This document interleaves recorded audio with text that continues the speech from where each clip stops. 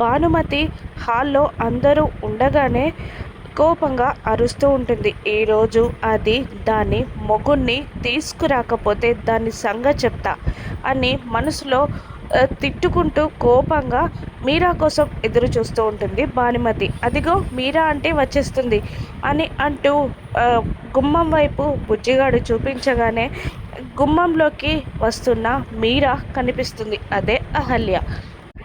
అహల్య దగ్గరికి రాగానే భానుమతి, ఏంటి ఒక్కదానివే వచ్చావు?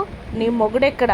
ఎందుకు తీసుకురాలేదు అని అడుగుతుండగా అది అండి అది అని అంటూ ఉంటుంది అహల్య. అప్పుడు అనామిక కలగజేసుకొని, ఏంటి నీ మొగుడెక్కడా అంటే సమాధానం చెప్పట్లేదు, ఏమైంది నీ మొగుడెక్కడా అని అవంతిక అడుగుతూ ఉండగా మళ్ళీ యామిని ఏమైంది నీ మొగుడిని తీసుకురాలేదు అంటే మాట పలకట్లేదు అంటే నీకు నిజంగా పెళ్ళి కాలేదా, ఫేక్ తాళి వేసుకొని తిరుగుతున్నావా అని యామిని రెచ్చగొడుతూ ఉండగా మళ్ళీ అతిథి ఫేక్ తాళి వేసుకొని తిరుగుతూ మా గౌతమ్ని వల్లో వేసుకోవాలని ట్రై చేస్తున్నావా అని అందరూ ఒక్కసారిగా నిలదీస్తూ ఉంటారు.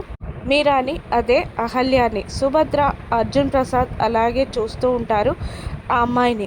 చెప్పు, నీకు పెళ్ళైందా కాలేదా అని యామిని అతిథి మళ్ళీ అంటుండగా అది నాకు పెళ్ళి అది నేను మీకు ఒక విషయం చెప్పాలండి అని అంటూ ఉంటుంది అహల్య. ఏంటా విషయం అని అందరూ ఆతృతగా అహల్య వైపు చూస్తూ ఉంటారు. అహల్య ఇప్పుడేం చేస్తుంది? ఈ సిచ్యువేషన్ నుండి అహల్య తెలివిగా ఎలా తప్పించుకుంటుంది? తన భర్త ఎవరో అన్న నిజం బయటపడిపోతుందా?